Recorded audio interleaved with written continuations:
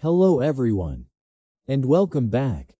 Tonight, let us slow things down and step quietly into another time. Take a deep breath, settle in, and let the noise of the present fade for a while. The story you are about to hear does not begin with explosions or dramatic confrontations. It begins with ledgers, routines, habits, and a world that was changing faster than anyone could fully understand. Today, we are traveling back to the Gilded Age, to the moment when modern America was being built one balance sheet at a time. And when one name Rockefeller would come to define power, industry, and ambition in a way the world had never seen before. At the end of the 19th century and the dawn of the 20th, the United States stood at a strange crossroads. The country was bursting with opportunity, yet deeply unequal. Cities were growing upward and outward, fueled by coal smoke, factory whistles, and the promise that anyone at least in theory could rise from nothing to everything. Railroads stitched the continent together. New machines transformed labor. Oil lamps turned night into usable time. And beneath all of it lay a restless hunger for control, efficiency, and certainty in a world that felt increasingly unpredictable. This era came to be known as the Gilded Age, a name that perfectly captured its contradictions. On the surface, it glittered with wealth, innovation, and progress. Beneath that shine, however, were long hours, brutal competition, and an economic system that rewarded those who mastered rules that had not yet been written. It was a time before strong regulations, before modern labor protections, and before clear limits on corporate power. In this environment, success did not belong to the loudest or the luckiest alone. It belonged to those who could organize chaos, reduce waste, and think several steps ahead of everyone else. John D. Rockefeller emerged from this world not as a flashy showman, but as something far more effective. A quiet optimizer. While others chased quick wins, wild speculation, or dramatic risk, Rockefeller focused on systems. He paid attention to costs others ignored. He noticed inefficiencies that most people accepted as unavoidable. Where competitors saw oil as a gamble, he saw it as a process that could be measured, refined, and controlled. Oil itself was transforming daily life. Before electricity became widespread, kerosene was essential. It lit homes, streets, and businesses. Demand was constant, and supply was chaotic. Small refineries popped up everywhere, often poorly built and poorly managed. Prices fluctuated wildly. Fires were common. Profits came and went with alarming speed. To many, the oil business felt like organized confusion. And for some, that chaos was part of the appeal. Rockefeller looked at the same industry and saw something else entirely. He saw that the real opportunity was not just in producing oil, but in stabilizing it.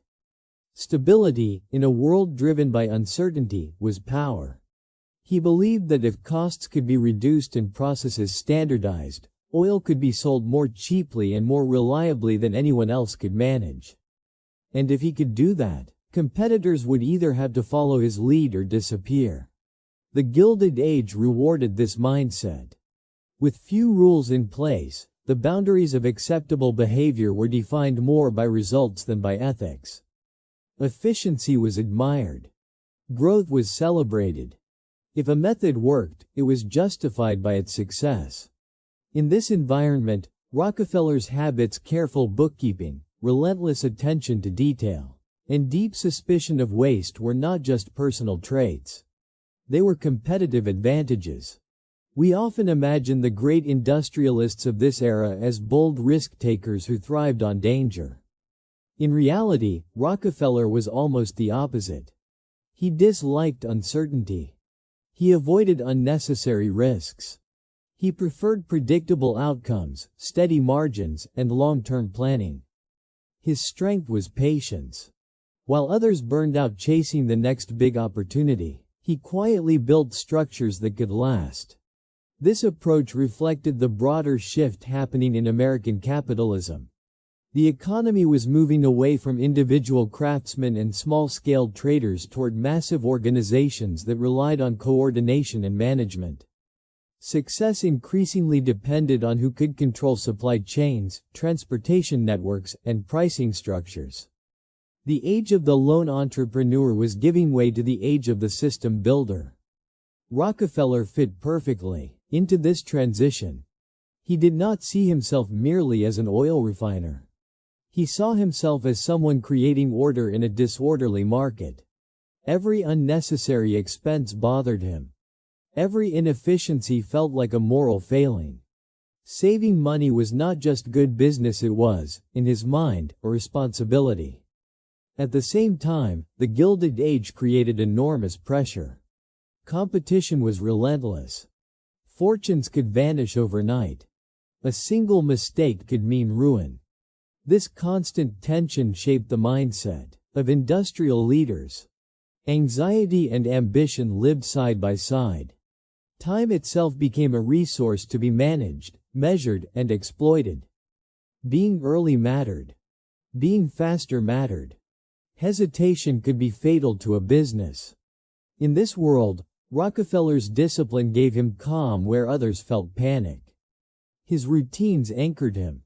His faith in numbers, records, and planning allowed him to navigate uncertainty with confidence. While competitors reacted emotionally to market swings, he responded methodically. Over time, this difference compounded, just like interest in a well-kept account. The public often misunderstood this kind of power. To many, Rockefeller appeared distant, calculating, and almost mechanical. He was not known for grand speeches or dramatic gestures. His influence was quieter, embedded in contracts, logistics, and pricing strategies. Yet the effects were enormous. By lowering costs, he could undercut rivals. By controlling transportation, he could decide whose oil reached the market and whose did not. By thinking in terms of systems, he could grow in ways others could not match. The Gilded Age admired winners, even when it feared them. Newspapers debated whether men like Rockefeller were builders of progress or threats to freedom. Churches praised his charitable giving while questioning the scale of his influence. Workers relied on the stability his companies provided, while worrying about the power they held. These contradictions were part of the era itself. An age struggling to define what modern capitalism should look like. What makes Rockefeller's story especially compelling is that it does not rely on dramatic moments of sudden transformation. Instead, it unfolds gradually, built from habits formed early, decisions repeated consistently, and a worldview shaped by discipline rather than impulse. His rise reflects the deeper forces of the Gilded Age. The triumph of organization over chaos, efficiency over excess, and systems over individuals. As we move deeper into this story, keep in mind that Rockefeller did not simply ride the wave of industrial change. He helped shape its direction. His methods would influence how corporations operated, how markets functioned, and how power was distributed in modern economies. Whether admired or criticized, his impact is impossible to ignore. So tonight, as we continue, we are not just telling the story of one man or one company. We are exploring a moment in history when the rules of business were being written in real time. When ambition met opportunity on an unprecedented scale. And when the foundations of the modern world were quietly laid. One carefully recorded transaction at a time. The Gilded Age was an era defined not only by extraordinary wealth, but by a constant, humming anxiety that seemed to follow it everywhere. From the outside, America at the turn of the century looked unstoppable.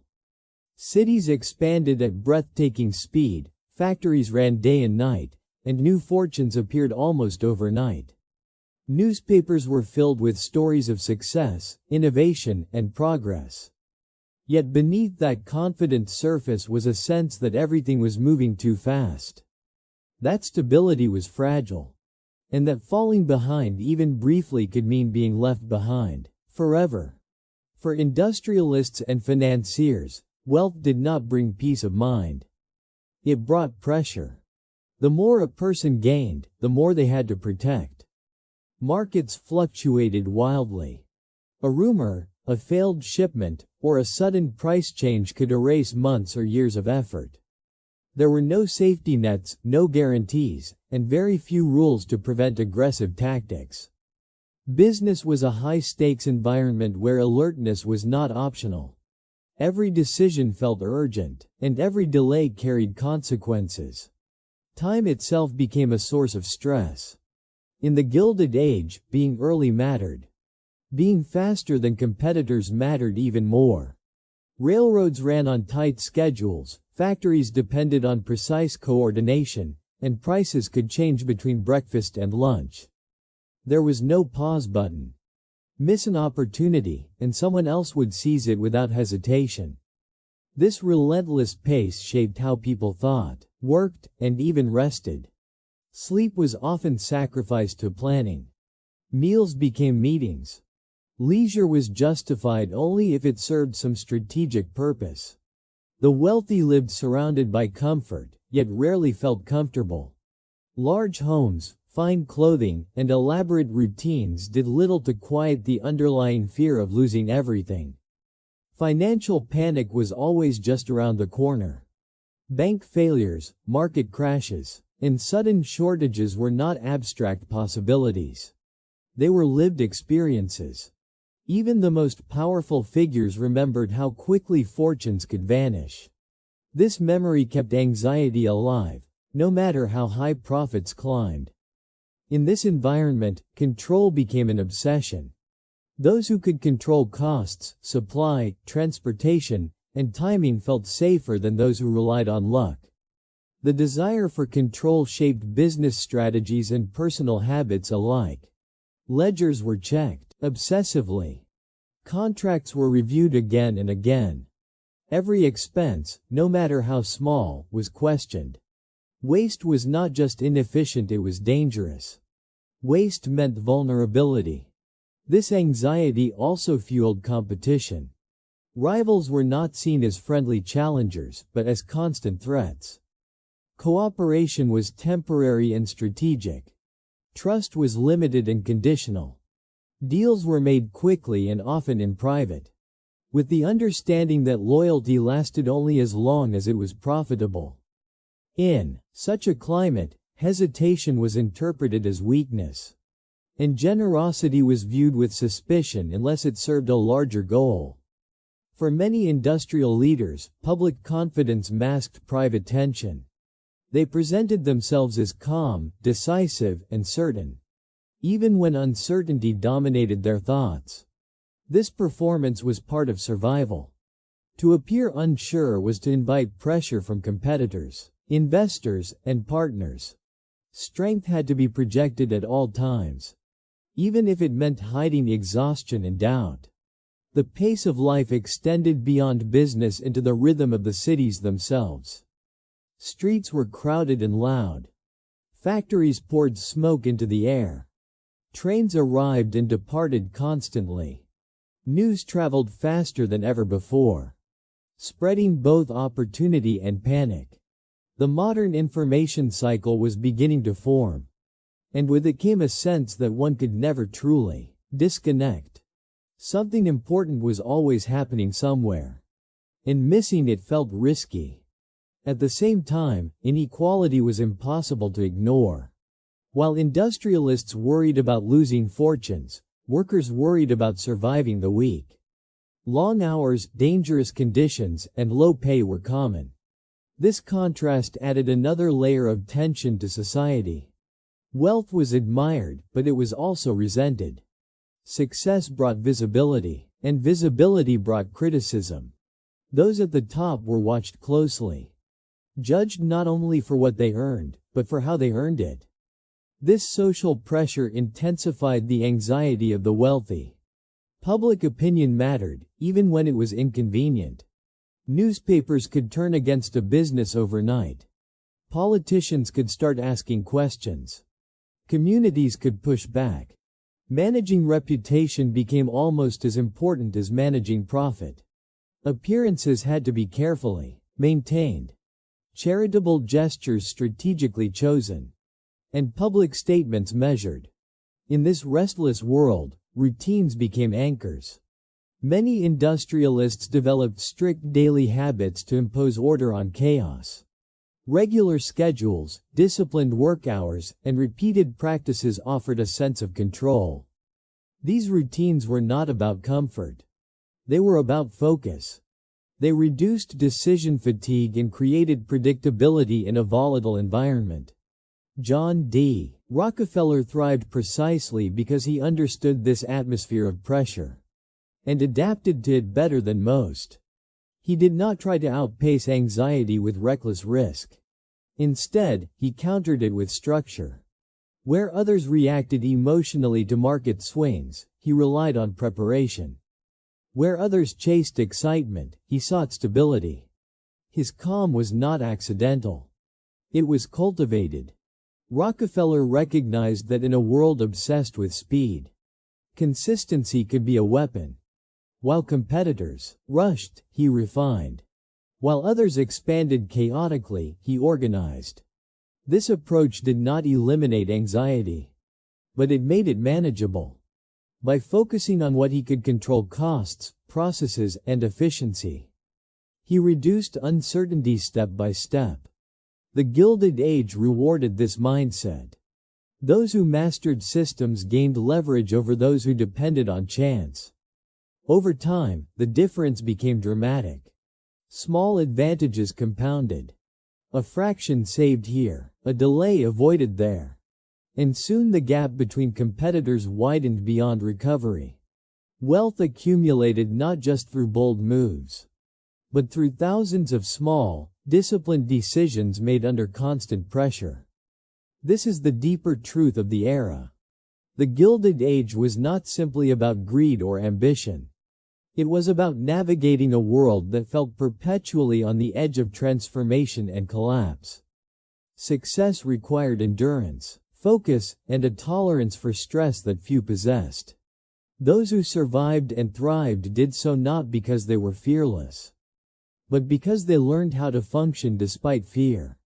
As we continue this story, it becomes clear that Rockefeller's rise cannot be separated from this climate of urgency and unease. His methods, habits, and worldview were direct responses to the pace and pressure of his time. Understanding this anxiety-filled landscape helps explain why efficiency became a virtue, why control became a goal, and why the foundations of modern corporate power were built not just on opportunity, but on a constant effort to stay one step ahead of uncertainty. One of the most defining features of John D. Rockefeller's rise during the Gilded Age was not charisma, bold speeches, or dramatic risk-taking, but discipline. In a time when many business leaders thrived on instinct and speculation, Rockefeller stood apart by building his life and work around routine, structure, and methodical thinking. This discipline was not simply a personal preference. It was a survival strategy in an era where chaos ruled markets, and uncertainty shaped every decision. From an early age, Rockefeller developed a deep respect for order. He believed that disorder led to waste, and waste led to failure. This belief extended far beyond money. It shaped how he organized his days, how he recorded information, and how he evaluated people and opportunities. Every habit served a purpose. Every action fit into a larger system. While others viewed routine as limiting, Rockefeller saw it as freeing. By removing unnecessary decisions from his daily life, he conserved mental energy for what truly mattered. In the Gilded Age, routine was a form of control. Markets were unpredictable, competitors aggressive, and external shocks common. By maintaining consistent habits, Rockefeller created stability where little existed. He rose early, followed strict schedules, and adhered closely to planned tasks. This regularity allowed him to work steadily, while others burned themselves out. chasing constant excitement, or reacting impulsively to market changes. Bookkeeping was central to this mindset. Rockefeller treated ledgers not as boring administrative tools, but as sources of truth. Numbers told stories that emotions could not. They revealed inefficiencies, exposed patterns, and highlighted opportunities hidden beneath surface-level chaos. He believed that if something could be measured, it could be improved. If it could not be measured, it could not be trusted. This obsession with detail gave him an enormous advantage. While competitors guessed, Rockefeller calculated. While others relied on memory or intuition, he relied on records. Every expense, no matter how small, was tracked. Over time, this allowed him to identify cost-saving measures others overlooked entirely. Pennies mattered, because pennies multiplied across massive operations became fortunes. Discipline also shaped how Rockefeller approached decision-making. He avoided haste. Instead of reacting immediately to market fluctuations, he analyzed trends over time. Short-term losses did not panic him. If long-term structures remained sound, this patience frustrated competitors, who expected rapid responses. By the time they realized what he was doing, the advantage had already shifted. In a culture that celebrated boldness, Rockefeller's caution seemed almost countercultural. Yet this restraint allowed him to outlast rivals. Many businesses of the Gilded Age rose quickly and collapsed just as fast. They expanded too aggressively, borrowed too heavily, or relied on unstable conditions. Rockefeller's methodical approach acted as a buffer against these risks. Growth was steady, controlled, and deliberate. Routine extended beyond business into personal conduct. Rockefeller valued consistency in behavior and relationships. He preferred predictability in his surroundings and expected the same from those around him. This predictability made coordination easier. Employees knew what was expected. Partners understood boundaries. Over time, this reliability became part of his reputation. This reputation mattered. In an era of fragile trust, being seen as dependable carried enormous weight. Contracts were often informal, enforcement uneven, and legal protections limited. A person known for consistency and follow-through held a significant advantage. Rockefeller's discipline signaled seriousness. It suggested long-term thinking. In a world dominated by short-term gain, the power of methodical thinking became especially clear in how Rockefeller approached competition. He did not see rivals as enemies to be defeated emotionally, but as variables within a system. Instead of engaging in dramatic confrontations, he adjusted processes. He lowered costs. He improved efficiency. He waited. As competitors struggled with higher expenses and inconsistent operations, their margins shrank. Some sold willingly. Others had no choice. This strategy required emotional restraint. Watching competitors fail without direct conflict demanded patience and confidence. Rockefeller trusted his system enough to let it work over time. He understood that markets rewarded consistency more reliably than spectacle. This belief was reinforced repeatedly as his operations continued to outperform less disciplined rivals. The discipline of repetition also allowed small advantages to compound. A slight reduction in transportation costs, repeated thousands of times, produced enormous savings. A standardized process, applied across multiple facilities, increased reliability and reduced errors. These improvements were rarely dramatic on their own, but together, they created a structure that competitors could not easily replicate. In many ways, Rockefeller treated business like an engineering problem rather than a gamble. Inputs, processes, and outputs were analyzed continuously. If something failed, it was studied, not dramatized. Lessons were documented and applied elsewhere. This feedback loop strengthened the system over time, making it more resilient with each iteration. The Gilded Age rewarded this kind of thinking because it lacked guardrails. Without strong regulations, the most organized actors could expand rapidly. Those who imposed internal discipline thrived in the absence of external constraints. Rockefeller's routines acted as internal regulations, guiding decisions and limiting excess, even when no law required it. At the same time, discipline provided psychological comfort. In a stressful environment, routine offered predictability. Knowing what the day would look like reduced anxiety. Knowing that records were accurate reduced fear of surprise. This emotional stability allowed Rockefeller to maintain focus, while others became overwhelmed by pressure. Critics later argued that such discipline contributed to the concentration of power, and in many ways, that criticism was valid. Systems designed for efficiency often favored scale. As Rockefeller's operations grew, his methods became harder to challenge. Discipline, once a personal strength, translated into institutional dominance. Yet it is important to understand that this dominance did not emerge overnight. It was built slowly, through repeated actions guided by routine. There was no single moment when Rockefeller suddenly became powerful.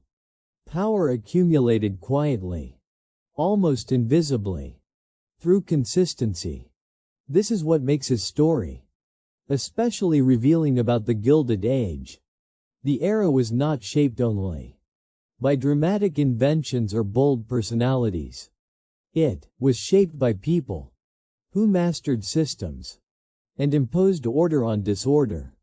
Discipline became a competitive edge. Routine became a form of strategy. Methodical thinking became a path to influence. As we move forward, this foundation of discipline will help explain how Rockefeller was able to expand beyond refining oil into controlling entire networks of production and distribution. His habits did not change as his power grew. Instead, they scaled. What worked in small operations was applied to larger ones, reinforcing the same principles at every level. Understanding this mindset is essential to understanding everything that follows. Rockefeller's discipline was not a background detail. It was the engine of his success. In an age defined by instability, he built stability. In a culture addicted to speed, he trusted process. And in a world driven by chance, he relied on method. As John D. Rockefeller's discipline and routine solidified, they fed directly into what would become the true engine of his power, an uncompromising obsession with costs and efficiency. In the Gilded Age, most people understood profit in simple terms. Sell high, buy low, expand fast. Rockefeller understood something deeper. He believed that the greatest advantage did not come from dramatic gains, but from eliminating small losses that others barely noticed. In a world where margins were often thin and competition fierce, efficiency was not just a preference. It was survival. The oil industry, especially in its early years, was astonishingly wasteful. Refineries leaked, burned excess material, and discarded byproducts that no one had yet figured out how to use. Transportation was unreliable and expensive. Barrels were poorly made and frequently damaged. Middlemen took large cuts, simply because no one had organized the process well enough to remove them. Most operators accepted this waste as unavoidable. Rockefeller did not. He questioned everything. Why should barrels be built this way? Why should transportation cost this much? Why should part of the oil be thrown away when it might be repurposed? Each question represented a potential saving. Each saving, once multiplied across thousands of transactions, represented power. Rockefeller believed that money saved was more valuable than money earned. Earning required risk. Saving required intelligence and discipline. A competitor might enjoy a lucky year with high prices, but Rockefeller could survive low prices because his costs were lower. This difference mattered most during downturns, when inefficient companies collapsed and efficient ones absorbed their remains. This approach reshaped how his businesses operated. Nothing was considered too small to improve. Packaging was redesigned to reduce breakage. Transportation routes were optimized to minimize delays. Contracts were negotiated relentlessly. Even office expenses were scrutinized. Rockefeller was known for tracking tiny expenditures, not because he lacked money, but because he understood what they represented. Waste, in his mind, signaled a lack of control. Efficiency also meant standardization. Rockefeller disliked variation because variation created uncertainty. If every refinery operated differently, mistakes were harder to track and costs harder to predict. By standardizing processes, he made outcomes more reliable. This allowed him to forecast expenses accurately and plan long-term strategies. While competitors struggled to understand their own finances, standardization had another effect. It made scaling possible.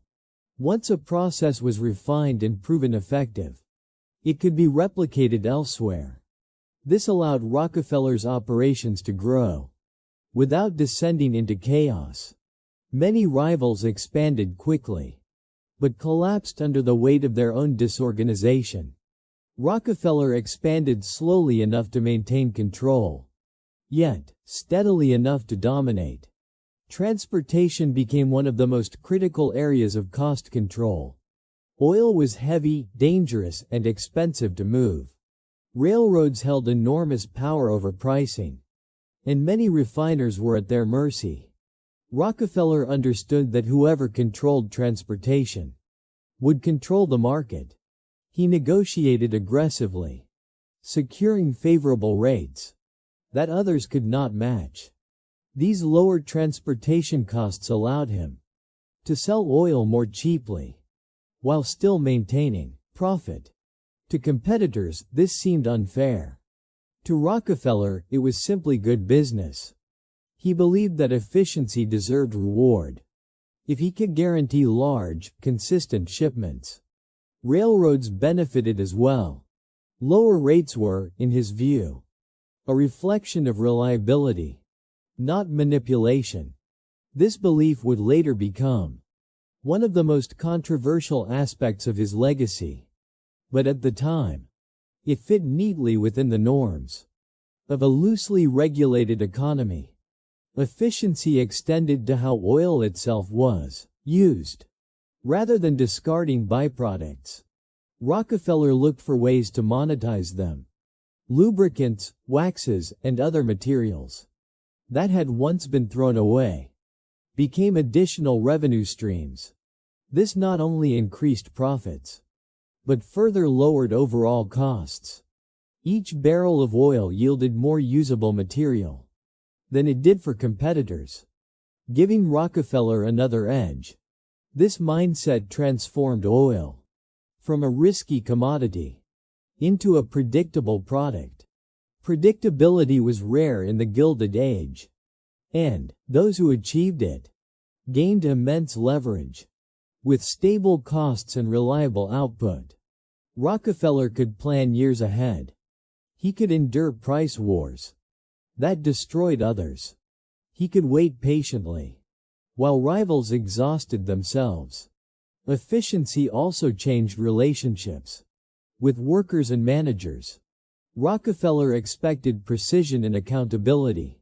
Systems were designed to minimize error, and those who could not adapt were replaced. This created operations that ran smoothly, but also impersonally. Decisions were guided by numbers rather than sentiment. While this improved performance, it also contributed to the perception of coldness that surrounded large industrial organizations.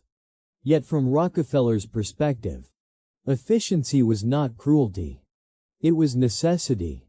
In an unforgiving market, emotional decision-making could be fatal. By relying on systems, he removed bias and inconsistency. The machine mattered more than the individual, because the machine produced stability. The compounding effect of efficiency cannot be overstated. Each improvement reinforced the next. Lower costs enabled lower prices. Lower prices attracted more customers. More customers justified larger operations. Larger operations reduced costs even further. This feedback loop gradually widened the gap between Rockefeller and his competitors, until catching up became nearly impossible. What made this especially powerful was that it did not rely on constant innovation. Once the system was optimized, it simply needed to be maintained. Competitors had to constantly search for breakthroughs just to stay afloat. Rockefeller's advantage was structural, not temporary. This obsession with efficiency also shaped Rockefeller's worldview. He came to believe that large, well-organized enterprises were not just profitable, but beneficial. In his mind, efficiency reduced waste across society. Cheaper oil meant more people could afford light. Stable supply meant fewer shortages. Order replaced chaos. From this perspective, consolidation was not a threat. It was progress. Of course, not everyone agreed. Critics argued that such efficiency concentrated too much power in too few hands. Small businesses disappeared. Markets became less flexible. Choice narrowed. These concerns would grow louder as Rockefeller's influence expanded. But at this stage, efficiency was still widely admired. It symbolized modernity, intelligence, and control over nature and markets alike. The Gilded Age celebrated builders of systems, and Rockefeller was among the most effective. His focus on costs and efficiency aligned perfectly with an era obsessed with productivity. While others chased visibility, he chased optimization. While rivals focused on growth, he focused on sustainability. Understanding this obsession is crucial to understanding what comes next. Efficiency allowed Rockefeller not only to survive competition, but to reshape it. Once he could operate at lower costs than anyone else, he no longer had to play by the same rules. He could influence prices, absorb rivals, and set standards that others were forced to follow. This was not achieved through a single bold move, but through relentless attention to detail. Day after day, decision after decision, the system tightened. Waste disappeared. Control increased. And with each improvement, Rockefeller's position became more secure. As we continue, we will see how this mastery of efficiency paved the way for something even more transformative. Consolidation. The same logic that eliminated waste within a refinery would soon be applied to the entire industry. And when that happened, the balance of power in American business would shift permanently. Once efficiency and cost control gave John D. Rockefeller a decisive advantage, the next phase unfolded almost naturally: consolidation. In the logic of the Gilded Age, consolidation was not viewed as an aggressive takeover, but as a rational outcome of competition. If one company could operate more efficiently than many smaller ones, then combining operations seemed, to its supporters, like common sense. To Rockefeller, consolidation was simply efficiency applied on a larger scale. The oil industry, before consolidation, was fragmented and unstable. Hundreds of small refiners competed fiercely, often driving prices down to unsustainable levels. These price wars hurt everyone involved. Profits vanished. Equipment deteriorated. Safety declined. From Rockefeller's perspective, this chaos benefited no one. He believed that competition, when taken to extremes, destroyed value rather than creating it. Order, he argued, was better than endless conflict. With lower costs and stable operations, Rockefeller was uniquely positioned to survive downturns. When prices fell, his competitors struggled to cover expenses. Many faced a painful choice: continue operating at a loss or sell. Rockefeller offered an alternative. He was willing to buy refineries that could no longer compete, often at prices that reflected the harsh reality of the market. To sellers, this sometimes felt like rescue rather than defeat. This process repeated again and again. Each acquisition strengthened Rockefeller's position, reducing competition and increasing scale. Larger operations brought further efficiencies. Shared infrastructure lowered costs even more. Standardized processes spread across newly acquired facilities. What began as a strategy for survival gradually transformed into a strategy for dominance. Importantly, consolidation was rarely dramatic. There were no public battles or sudden announcements. Deals were negotiated quietly. Ownership changed hands through contracts and agreements. From the outside, the industry simply seemed to become more orderly over time. Refineries closed or merged. Prices stabilized. Supply became more predictable. To many consumers, this appeared beneficial. Yet consolidation also shifted power. As independent refiners disappeared, Rockefeller's influence over pricing and supply increased. The market became less competitive, not because rules were broken, but because one system outperformed all others. This raised uncomfortable questions. At what point did efficiency become control? When did order become dominance? Rockefeller believed firmly that consolidation was a public good. He argued that large, well-managed enterprises reduced waste, improved safety, and delivered lower prices. In his view, the disappearance of inefficient competitors was not exploitation, but evolution. Just as weaker businesses failed in any market, oil refining was simply maturing into a more organized form. This belief aligned with the broader spirit of the Gilded Age. Industrial America admired scale. Bigger factories, longer railroads, and larger companies were seen as signs of progress. Size suggested strength, reliability, and modernity. The idea that an industry could be guided by a single, rational system appealed to those tired of instability. At the same time, consolidation changed the nature of opportunity. Where once a small entrepreneur might enter the oil business with modest capital, barriers to entry grew higher. Competing against a vast, integrated organization became nearly impossible. Access to transportation, storage, and markets increasingly depended on relationships controlled by a few powerful players. This shift affected how people understood freedom in the marketplace. The ideal of open competition clashed with the reality of industrial efficiency. Consumers benefited from lower prices, but producers faced fewer choices. Workers found more stable employment, but less bargaining power. The system delivered predictability, but at the cost of independence. Rockefeller was aware of these tensions, yet remained convinced that consolidation was inevitable. He saw himself not as an oppressor, but as a steward of order. In a rapidly industrializing nation, he believed someone had to coordinate production on a large scale. Without that coordination, waste and volatility would return. This mindset shaped how consolidation was executed.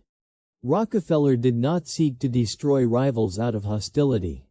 He sought to absorb them into a system he believed was superior. Those who joined gained stability. Those who resisted often struggled to survive on their own. Over time, resistance became rare, not because of fear alone, but because alternatives disappeared. As consolidation progressed, Rockefeller's organization evolved from a collection of refineries into an integrated network. Production, transportation, storage, and distribution were increasingly aligned. Decisions made at the center affected operations everywhere. This integration magnified efficiency, but also centralized authority. With centralized authority came unprecedented influence. Pricing decisions could ripple across markets. Supply adjustments could affect entire regions. The oil industry, once chaotic and unpredictable, now moved according to coordinated plans. To supporters, this was progress. To critics, it was a warning. Public perception began to shift. While many appreciated stable prices and reliable supply, others worried about concentration of power. Newspapers questioned whether any single organization should wield such influence. Politicians started to pay attention. The word trust entered public debate, carrying both technical and emotional weight. For Rockefeller, consolidation was not a sudden ambition, but a logical extension of his principles. Efficiency led to scale. Scale led to integration. Integration led to control. At each step, the system became harder to challenge. The same discipline that had once protected him from uncertainty now insulated him from competition. This process also reshaped capitalism itself. The success of consolidation in oil encouraged similar strategies in other industries. Steel, railroads, and manufacturing followed comparable paths. The Gilded Age became an era of giants, where a few large organizations dominated vast sectors of the economy. Yet consolidation also planted the seeds of resistance. As industries concentrated, public concern grew. People began to ask whether efficiency alone should define success. They questioned whether markets without meaningful competition could truly serve the public. These debates would intensify in the years ahead. At this stage of the story, however, consolidation was still largely celebrated. It represented order triumphing over chaos. Rockefeller's methods appeared to deliver tangible benefits. His organization grew steadily, quietly reshaping the oil industry from within. What is essential to understand is that this rise was not driven by a single dramatic choice. It was the cumulative result of earlier principles: discipline, cost control, and methodical thinking. Consolidation was not a break from Rockefeller's approach. It was its natural conclusion. As we move forward, the consequences of this consolidation will become impossible to ignore. The same system that created stability would soon attract scrutiny. Efficiency would be weighed against fairness. Control would be questioned. And the quiet builder of systems would find himself at the center of a national debate about power, responsibility, and the limits of industrial organization. The Gilded Age had rewarded consolidation, but it had not yet decided how much was too much. That question, once raised, would change everything that followed. As consolidation tightened its grip on the oil industry, a shift began to take place outside the boardrooms and refineries. What had once been admired as efficiency and progress started to feel, to many Americans, like imbalance. The same system that delivered stability and low prices also concentrated power in ways the public had never experienced before. Gradually, admiration gave way to suspicion, and suspicion evolved into moral questioning. At first, the public response was subtle. Small refiners disappeared quietly. Independent operators faded from the landscape. Towns that once bustled with competing businesses now relied on a single dominant presence. For consumers, daily life seemed unchanged. Lamps still burned. Streets stayed lit. Prices remained steady. But beneath this surface calm, something fundamental had shifted. Choice had narrowed and control had centralized. Newspapers played a major role in shaping perception. Investigative journalism was gaining momentum during this period, and writers began to look more closely at how enormous fortunes were built. The quiet, methodical nature of Rockefeller's empire made it an especially intriguing subject. There were no flamboyant scandals to point to, no dramatic excesses to condemn. Instead, critics focused on structure itself. They questioned whether a system that eliminated competition could ever be healthy, no matter how efficient it appeared. The word trust became loaded with meaning. Technically, it referred to a legal arrangement used to manage large, complex organizations. Culturally, it came to symbolize something darker, hidden control, lack of transparency, and power beyond public oversight. Trusts were portrayed not as neutral systems, but as entities operating above society rather than within it. This framing mattered. Once the public conversation shifted from efficiency to fairness, Rockefeller's methods were no longer judged solely by outcomes. They were judged by intent and impact. Was it acceptable for one organization to decide prices, production levels, and access to markets? Did lower consumer costs justify the disappearance of independent businesses? These questions did not have simple answers, but they demanded attention. Moral language entered the debate. Religious leaders, social reformers, and political activists began to speak about responsibility, not just profit. Wealth, they argued, came with obligations. Power required restraint. The idea that success alone validated any method started to lose its hold. In its place emerged a growing belief that unchecked power, even when efficient, posed a risk to democratic values. Rockefeller found himself at the center of this moral storm, even though his personal behavior remained restrained. He lived modestly by the standards of his wealth. He donated generously to charitable causes. He avoided public displays of luxury. Yet these traits did little to quiet criticism.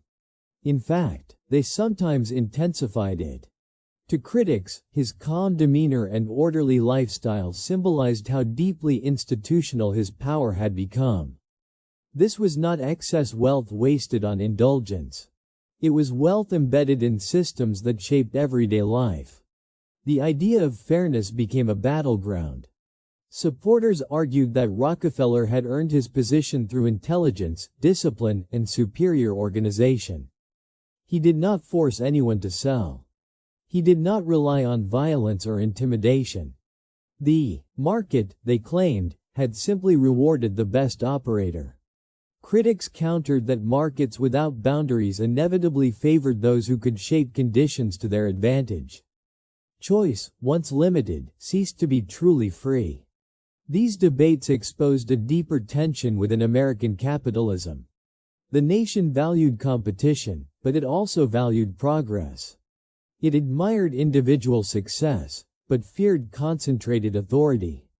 The oil industry became a mirror reflecting these contradictions. Rockefeller's empire was not an anomaly. It was a preview of what modern industrial society might become. Public unease grew as people realized how dependent they were on systems they did not control. Oil was not a luxury.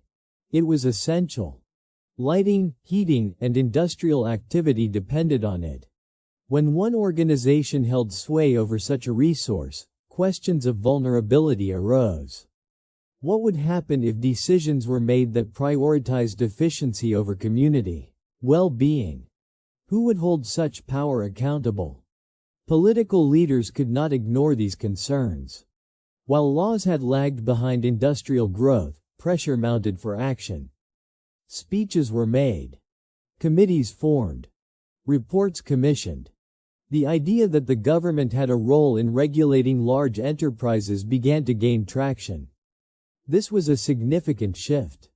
For much of the Gilded Age, regulation was viewed as interference. Now, it was increasingly seen as protection.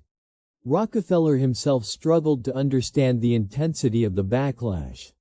From his perspective, he had reduced waste, stabilized markets, and delivered affordable products. He believed that rational organization benefited everyone. The criticism felt emotional, even irrational. He trusted systems more than sentiment, and this gap made communication difficult. While critics spoke in moral terms, he responded with statistics. This disconnect deepened mistrust. Numbers could demonstrate efficiency, but they could not address fears about power. Ledgers could show savings, but not reassure those who felt marginalized by consolidation. The debate was no longer just about oil. It was about who should shape the future of the economy. The backlash also revealed the limits of invisibility. Rockefeller had operated quietly for years, allowing systems to speak for him.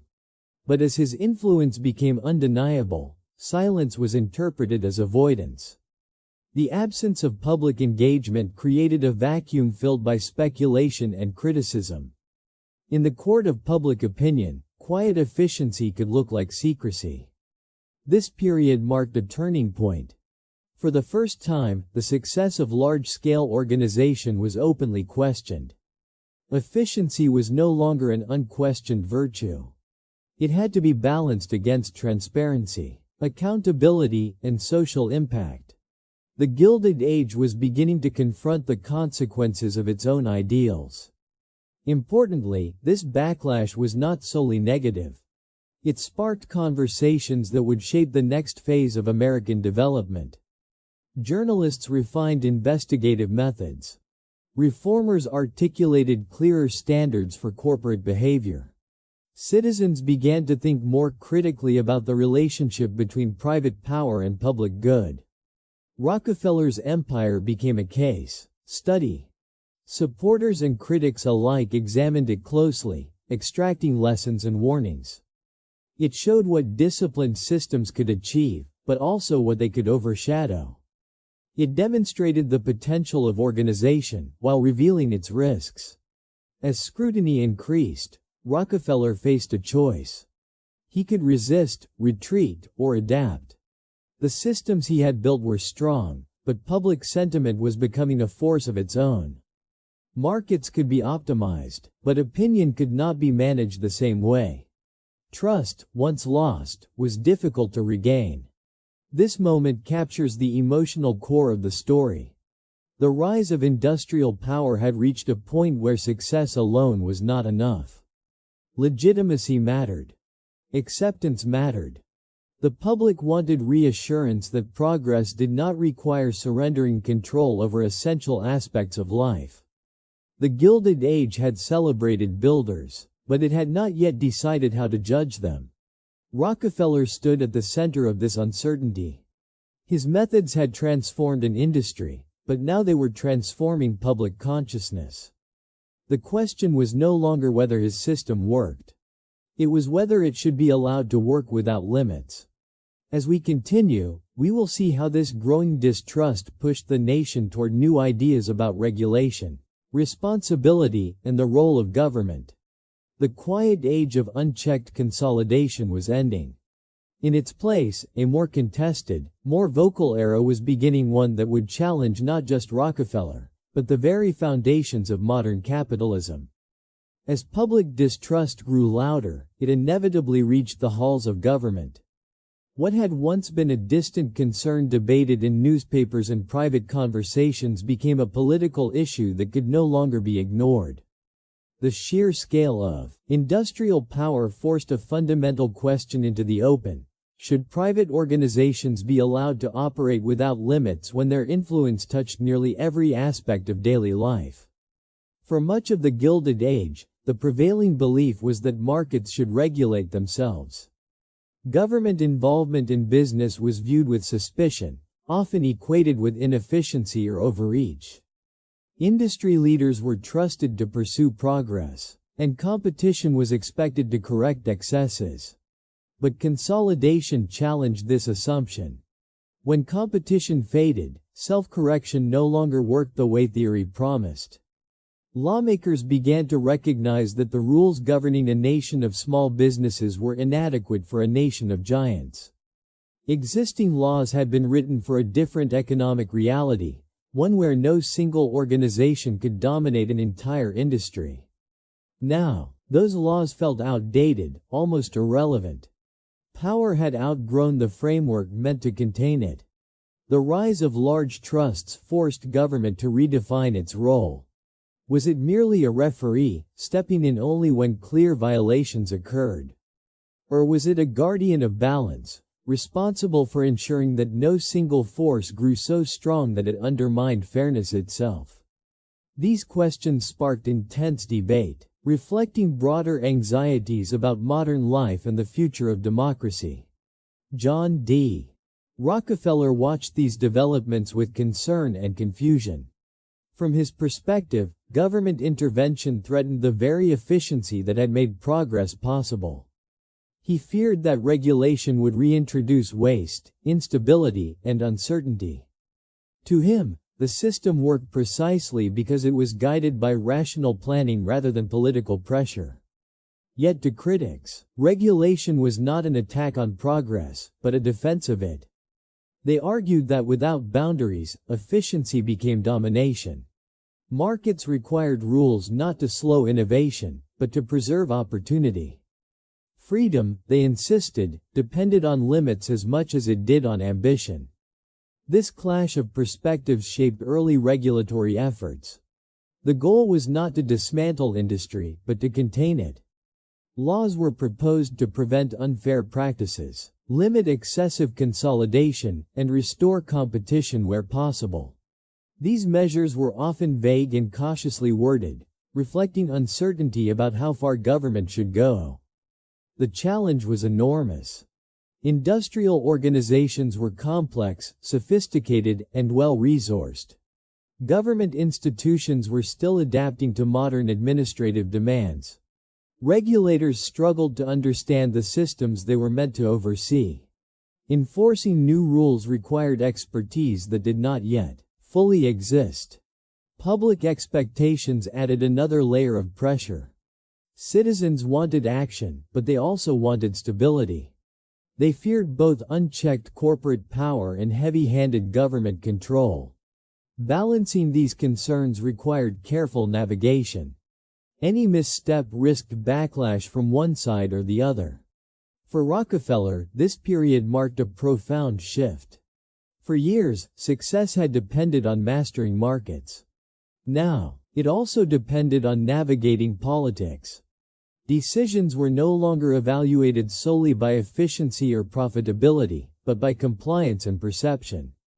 The rules of the game were changing. This transition revealed an important truth about industrial power: it could not exist in isolation. As organizations grew, they became part of the public sphere.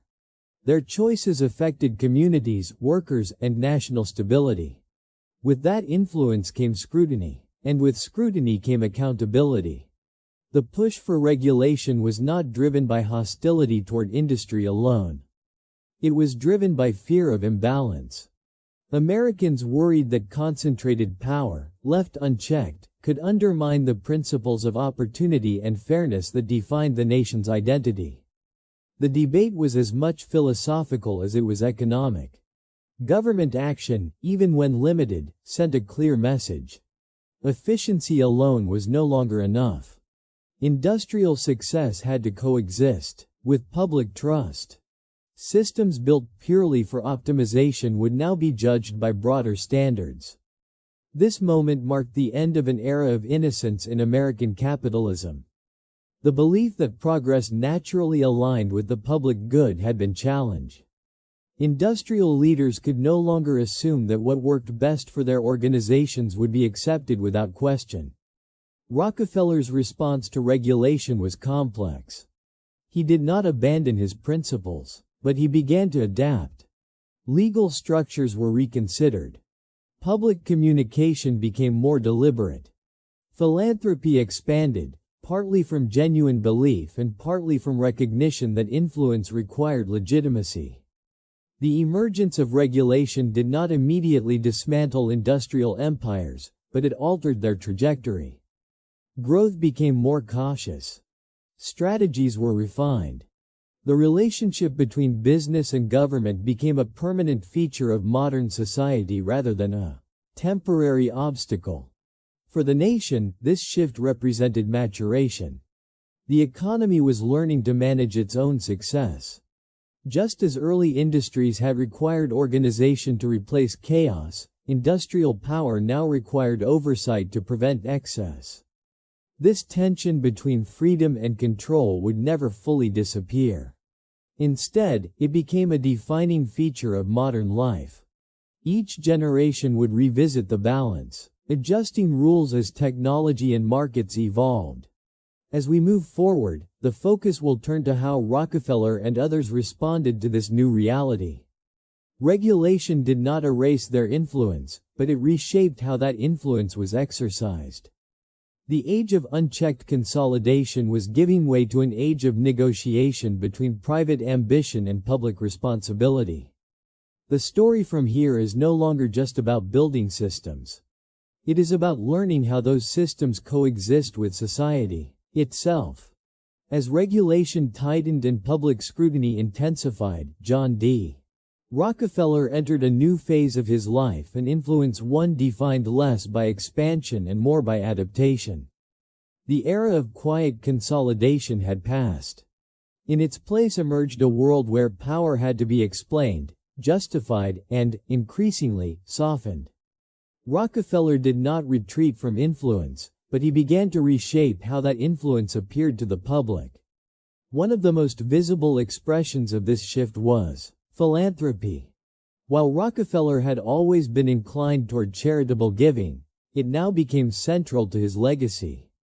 Wealth, once measured primarily in control and efficiency, began to be reframed as a tool for public benefit. Education, medicine, research, and social improvement became major recipients of his resources. These efforts were systematic, carefully planned, and large in scale, reflecting the same methodical mindset that had built his industrial success. Philanthropy served multiple purposes. On a personal level, it aligned with Rockefeller's deeply held belief in responsibility. He believed wealth carried moral obligations, and that those who had benefited most from society owed something in return. Giving was not, in his mind, an act of guilt, but an extension of order, an attempt to correct imbalances through structured generosity. At the same time, philanthropy addressed a practical reality. Public opinion mattered. Industrial power without legitimacy was fragile. Charitable institutions, universities, and foundations created visible proof that great wealth could serve the common good. They also shifted the narrative. Instead of focusing solely on consolidation and control, attention turned to long-term benefits and social progress. These philanthropic efforts were not impulsive. They were designed with the same emphasis on efficiency and impact that characterized Rockefeller's business operations. Funds were allocated strategically. Outcomes were measured. Programs were evaluated and refined. The goal was not temporary relief, but lasting change. In this way, philanthropy became another system, one intended to produce social returns rather than financial ones. This approach influenced the future of charitable giving itself. Large-scale, organized philanthropy became a model for others. Wealth was no longer donated only through personal acts of kindness or local support. It was institutionalized, professionalized, and expanded. Foundations emerged as powerful actors in shaping education, science, and public health. Yet philanthropy did not silence all critics. Some argued that no amount of giving could offset the concentration of power that created the wealth in the first place. They questioned whether private individuals should have such influence over public priorities, even when intentions were positive. Once again, the issue was not simply what Rockefeller did, but the scale at which he did it. Rockefeller understood this tension. He recognized that legitimacy could not be purchased outright. It had to be earned over time through consistency and transparency.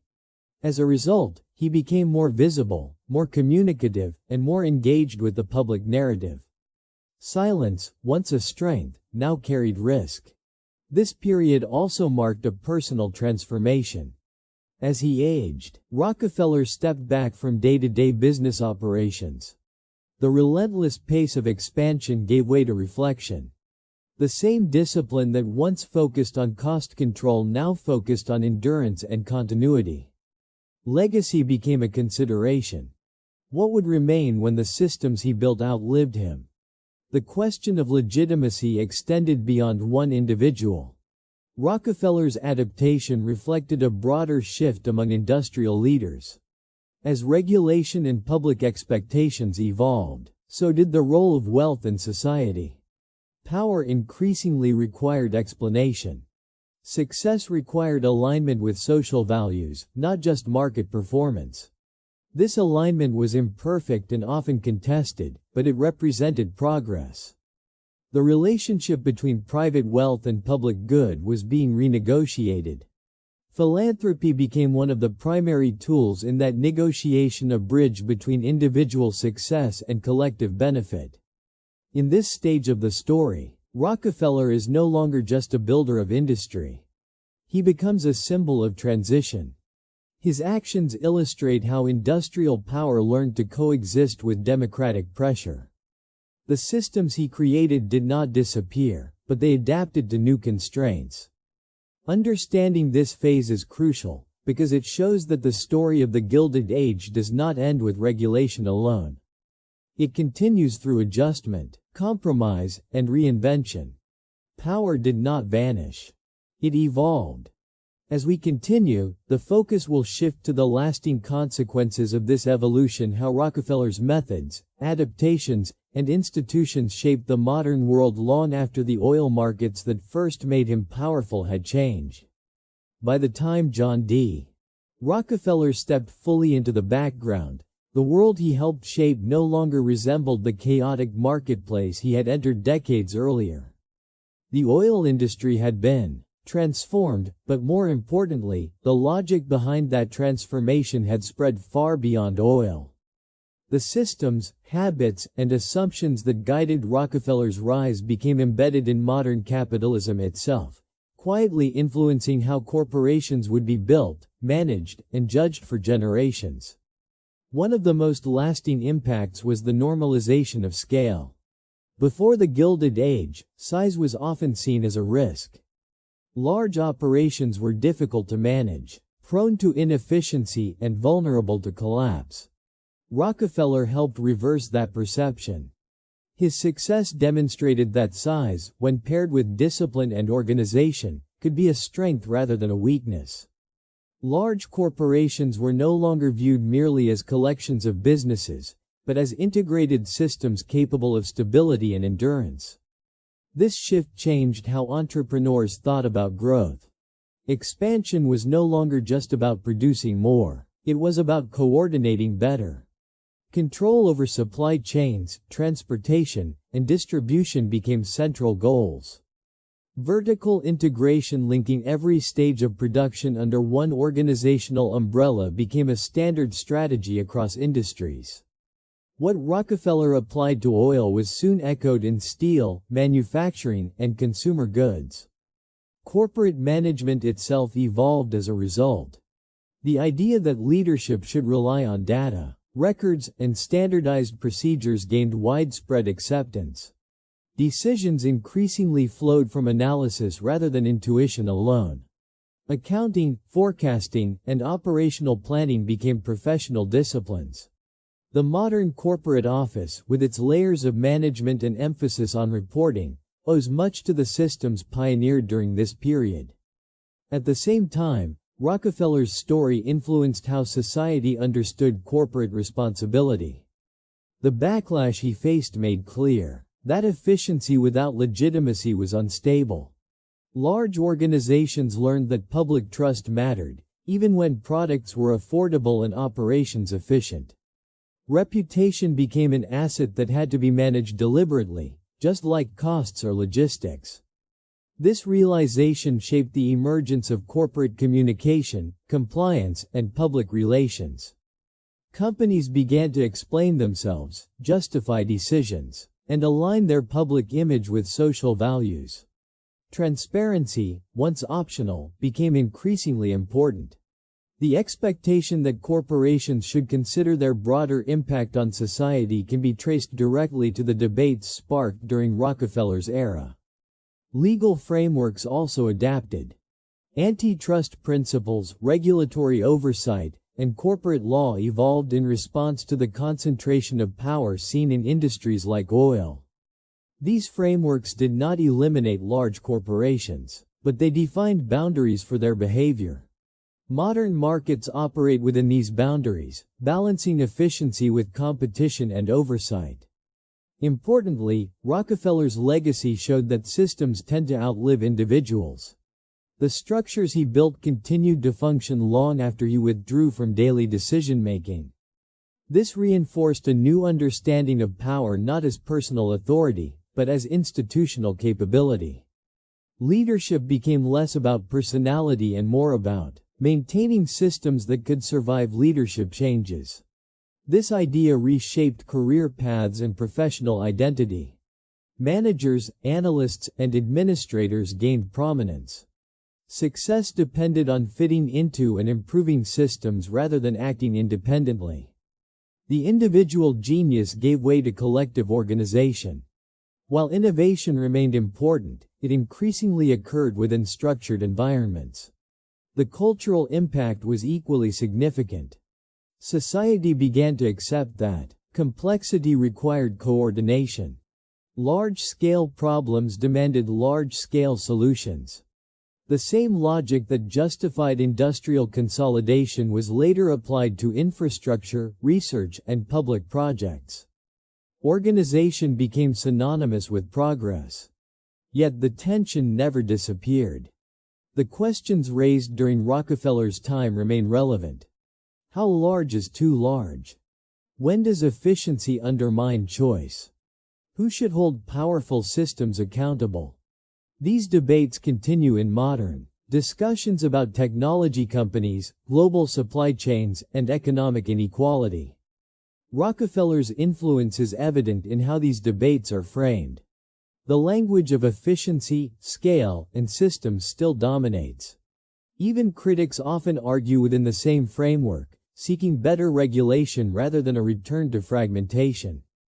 This reflects how deeply the Gilded Age reshaped economic thinking. It is also worth noting that Rockefeller's legacy is not singular or simple. He is remembered, both as a builder of modern industry and as a symbol of excessive concentration. These interpretations coexist because both are true. His methods created stability and affordability, but they also reduced competition and concentrated power. This dual legacy became a template for evaluating future industrial leaders. Success would always be measured not just by profits, but by impact. Builders of systems would be admired for their effectiveness and questioned for their reach. The balance between these forces became a defining challenge of modern capitalism.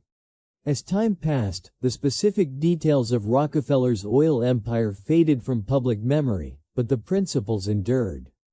Efficiency, integration, and disciplined management became assumptions rather than innovations. What once seemed radical became routine. Understanding this long-term impact helps explain why Rockefeller's story continues to matter. It is not just a historical account of one industry or one individual. It is an origin story for the structures that organize modern economic life.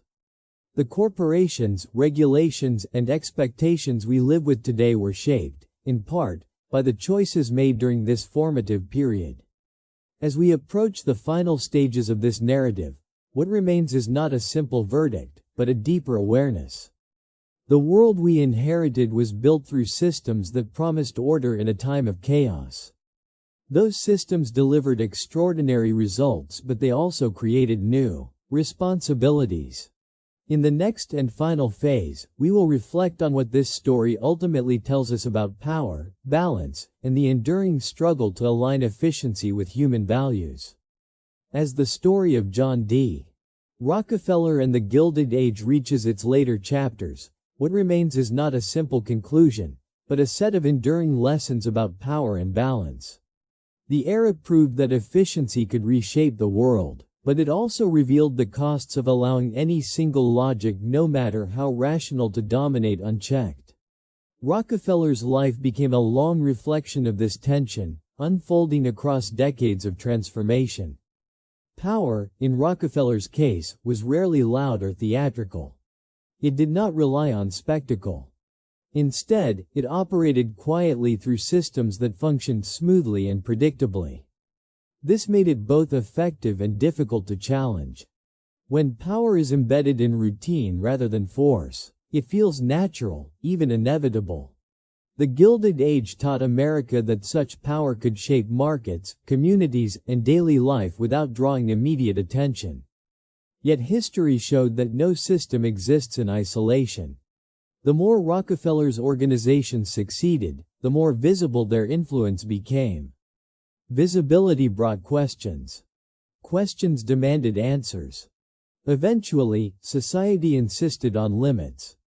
This pattern, growth followed by scrutiny, efficiency followed by regulation, became a recurring cycle in modern economic life.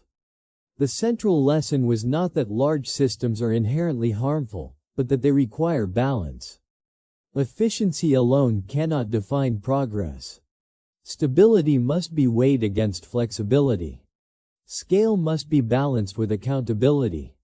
Rockefeller's story illustrates what happens when one side of this equation advances faster than the other. Another enduring lesson concerns responsibility. The Gilded Age began with the belief that success justified itself. If a system delivered results, it was assumed to be good. Over time, that belief weakened. Americans came to understand that outcomes mattered, but so did processes. How wealth was created became just as important as how much was created. This shift in thinking marked a maturation of capitalism. The nation moved from celebrating builders unconditionally to evaluating them critically. Admiration did not disappear, but it became more nuanced. Achievement was still respected, yet power was expected to answer to something beyond its own logic. Rockefeller's later years embodied this transition. Having mastered efficiency and scale, he spent his final decades navigating legitimacy. Philanthropy, public engagement, and institutional reform were not afterthoughts. They were acknowledgments that power needed context. Influence without trust was unstable, no matter how well organized it appeared. The balance between private ambition and public good remains unresolved, even today. Modern societies continue to struggle with the same questions first raised during the Gilded Age. How much consolidation is acceptable? When does coordination become control? Who should set the boundaries, and how should they be enforced? What makes Rockefeller's story especially relevant is that it does not offer easy answers. Instead, it provides a framework for understanding recurring tensions. Each generation encounters new industries, new technologies, and new forms of power. The tools change, but the underlying challenges remain familiar. The Gilded Age also reminds us that systems shape behavior. Rockefeller was not simply a powerful individual acting in isolation. He was a product of his environment as much as its architect. Weak regulation, rapid growth, and cultural admiration for efficiency all contributed to his rise. Blame and credit, therefore, cannot be assigned to one person alone. This perspective encourages a more thoughtful view of history. Rather than focusing solely on heroes or villains, it asks us to examine structures. Who benefits from a system? Who is excluded? How do incentives shape decisions? These questions are as relevant now as they were more than a century ago. Perhaps the most important lesson is that progress is not linear. Each solution creates new challenges. The systems that bring order to chaos can themselves become sources of imbalance. Recognizing this pattern allows societies to respond more thoughtfully, adjusting rather than overcorrecting. As we near the end of this narrative, Rockefeller stands less as a figure to be judged and more as a case to be studied. His life illustrates the extraordinary potential of disciplined systems and the equally extraordinary responsibility that comes with them. He showed what was possible in an age hungry for order, and in doing so, revealed the need for restraint. The Gilded Age ended, but its questions did not. They echo through modern debates about corporations, regulation, and social responsibility. The story does not conclude with resolution, but with awareness. Awareness that efficiency is powerful, but incomplete. Awareness that scale amplifies both benefits and risks. Awareness that balance must be continually renegotiated. In reflecting on this era, we are not simply looking backward. We are examining the foundations of the present. The choices made then continue to influence how we organize work, distribute power, and define success. And so, as we prepare to move into the final reflection, the story leaves us with a quiet challenge, to learn from the past without repeating its extremes, to embrace progress without surrendering oversight, and to remember that the systems we build today will shape the world long after we step away from them. As Standard Oil expanded its reach, its dominance became impossible to ignore.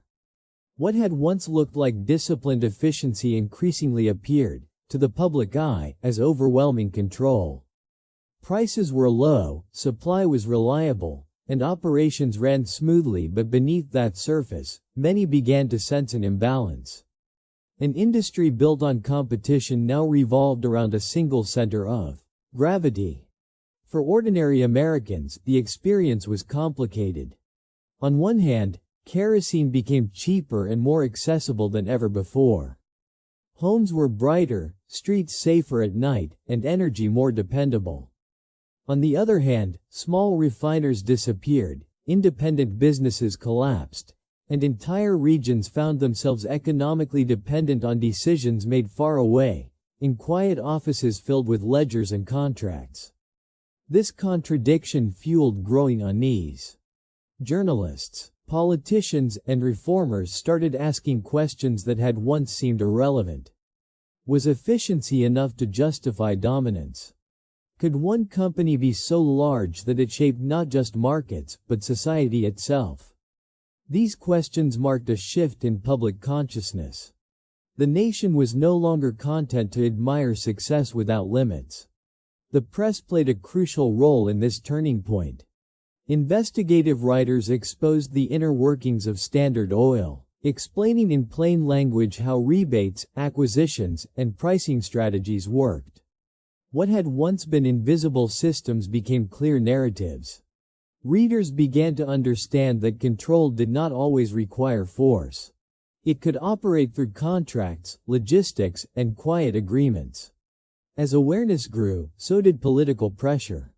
Lawmakers who had once celebrated industrial growth now faced voters concerned about fairness and opportunity. The idea that markets should regulate themselves began to weaken. In its place emerged a new belief that unchecked concentration of power, even when efficient, required oversight. This moment marked the birth of modern antitrust thinking. The goal was not to punish success, but to preserve balance. Competition was reframed not as chaos, but as a necessary condition for innovation and resilience. The government's role expanded from passive observer to active referee. For Rockefeller, this shift represented a profound change in the environment that had enabled his rise. The same systems that once rewarded scale now scrutinized it. Legal challenges, public hearings, and regulatory debates became part of daily reality. Power, once quiet and unquestioned, now had to explain itself. The eventual breakup of Standard Oil did not erase Rockefeller's influence, but it redefined it. The company's pieces remained powerful, profitable, and influential. Yet the era of total control ended. The message was clear: even the most disciplined systems must operate within shared boundaries. This moment reshaped American capitalism. It established the principle that markets exist within society, not above it. Efficiency mattered, but so did fairness, opportunity, and transparency. The rules of the game changed, not to stop progress, but to guide it. The backlash against monopoly also revealed something deeper about democracy. It showed that public opinion, when informed and persistent, could influence even the most powerful institutions. Systems might be complex, but they were not untouchable. Accountability, once demanded, could become reality. Looking back, this phase of the story feels less like an ending and more like a hinge. It connects an age of unchecked expansion to a future of regulated growth. Rockefeller's empire became a case study not just in success but in limits. The lesson was enduring: power that grows too large invites correction. Not always immediately, and not always smoothly, but inevitably. The Gilded Age had taught America how to build giants. This moment taught it how to live with them. As the dust settled, the nation carried forward a more cautious optimism. Growth would continue, innovation would accelerate, but the idea of balance now stood beside ambition. The monopoly era faded, but its influence remained embedded in law, policy, and public memory. And with that, the story prepares to move toward its final reflection, not on dominance or backlash alone, but on the lasting legacy of discipline, systems, and the quiet choices that shaped an entire century. As the dust of monopoly battles settled and the Gilded Age slowly gave way to a new century, John D. Rockefeller's story did not end with collapse or disgrace. Instead, it transformed. The focus shifted from expansion to reflection, from accumulation to legacy. What remained was a man who had mastered systems so completely that he now faced a different question: what should be done with the power and wealth those systems had produced? In his later years, Rockefeller turned increasingly toward philanthropy, not as a sudden change of heart, but as an extension of the same disciplined logic that had defined his business life. To him, money was still a tool, not a trophy. Just as waste had been unacceptable in business, so too was careless giving. Charity, like industry, needed structure, measurement, and long-term impact. This approach reshaped philanthropy itself. Rather than offering short-term relief, Rockefeller invested in institutions. Universities, medical research centers, public health initiatives, and foundations became the new refineries of his later life. Each was designed to produce lasting returns, not in profit, but in knowledge, stability, and capacity. He applied the same principles of efficiency, planning, and accountability that had once governed oil barrels and railcars. In doing so, he helped define a new model of influence. Wealth no longer needed to dominate markets directly to shape the world. It could operate through education, science, and policy. Power became quieter, more indirect, but no less significant. The systems had changed, yet the mindset remained familiar. This phase of Rockefeller's life complicates simple narratives. He was neither purely a builder nor merely a beneficiary of his time. He was a strategist to the end. His philanthropy reflected an understanding that public trust mattered, that legitimacy required contribution beyond private success. It also reflected a belief that society, like business, could be optimized. Critics then and now have debated these choices. Some argue that such philanthropy allowed wealthy individuals to shape public priorities according to private values. Others see it as a pragmatic response to immense influence, an effort to return value to the society that made such accumulation possible. Both views contain truth, and together they highlight the enduring tension between private power and public good. What is undeniable is the scale of impact. Institutions funded or inspired by Rockefeller's giving continue to shape modern life. Advances in medicine, public health campaigns, and educational standards all carried traces of this late career shift. The oil empire fractured, but its legacy diversified. More broadly, Rockefeller's life left behind a template for modern capitalism. Large organizations, data-driven decision-making, supply chain control, and cost optimization are now standard practices across industries. What once seemed extreme became normal. The world learned from his methods, even as it sought to restrain their excesses. The Gilded Age itself stands as a reminder of acceleration. It was a period when technology, capital, and ambition moved faster than social frameworks could adapt. Rockefeller thrived in that gap. Later generations would work to close it, building regulations, norms, and expectations that attempted to keep pace with innovation. In this sense, his story is not just historical. It echoes in contemporary debates about scale, consolidation, and responsibility. Each time a new industry rises quickly, the same questions reappear. How much control is too much? When does efficiency become exclusion? Who should decide the boundaries? Rockefeller's life does not answer these questions, but it illuminates them. It shows what happens when discipline meets opportunity on a massive scale. It also shows that no system, no matter how well designed, exists outside society's judgment forever. In his final years, Rockefeller lived quietly by the standards of his fame. He walked, counted steps, gave away coins to passers-by, and maintained routines that echoed the frugality of his childhood. The habits never left him. Saving, counting, measuring, these were not strategies but instincts. This quiet ending contrasts sharply with the scale of his influence. It suggests that the core of his character was never spectacle, but control, first of resources, then of systems, and finally of self. The empire had been vast, but the man remained methodical. The lasting lesson of his story lies here. Power does not always announce itself. Often, it works through habits, structures, and decisions made consistently over time.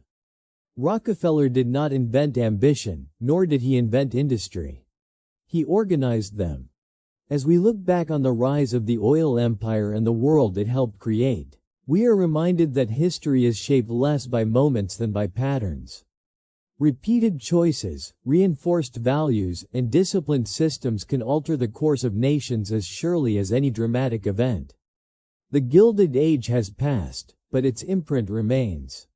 The lights that once burned with kerosene now glow with electricity, yet the logic of control, efficiency, and scale still hums beneath modern life. Rockefeller's story helps us see that continuity clearly. And so, the narrative comes to rest not with judgment, but with understanding. An understanding that progress is complex, that power is rarely simple, and that the systems we build reflect the values we repeat. The oil empire rose from ledgers and discipline, expanded through integration and control, and ultimately dissolved into a legacy far broader than oil. In the end, the story is not only about John D. Rockefeller. It is about how modern society learned to balance ambition with accountability, efficiency with oversight, and private success with public responsibility. Those lessons remain unfinished, still unfolding, just as relevant now as they were in the age of coal smoke, ledgers, and flickering lamps. To bring this journey to a close, what remains most striking is not just the scale of Rockefeller's wealth or the reach of his influence, but the way his story mirrors the evolution of modern society itself. It is a story of ambition refined into systems, of efficiency pushed to its limits, and of power gradually meeting resistance, adjustment, and responsibility. From quiet beginnings to global dominance, and finally to a legacy embedded in institutions rather than markets, His life reminds us that history is shaped less by single moments and more by sustained patterns of choice. The questions raised during the Gilded Age about scale, fairness, and accountability did not disappear with time. They continue to echo in every new industry that grows faster than the rules designed to guide it. Understanding this past helps us better understand the present, and perhaps approach the future with a little more awareness and balance. Thank you for spending your time with this story today.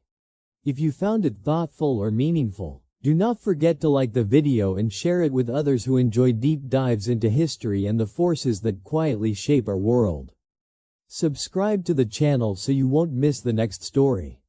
Until next time, take care, and I will see you in the next episode.